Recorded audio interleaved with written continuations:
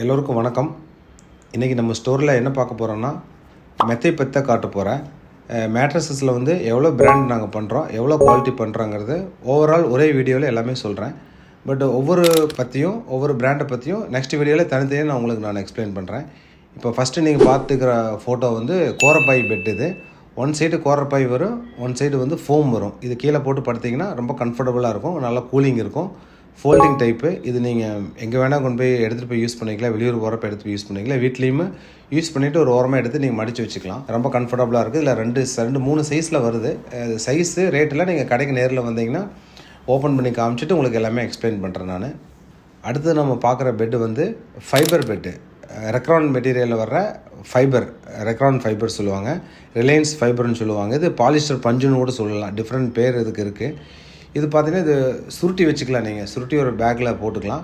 இது long travel பண்ணுறவங்க, வீட்டுக்கு யாராவது கெஸ்ட்டு வந்துட்டா இல்லை நாமளே கீழே போட்டு படுக்கணுன்னாலும் இது ரொம்ப கம்ஃபர்டபுளாக இருக்கும், நல்லா வார்மாக இருக்கும்.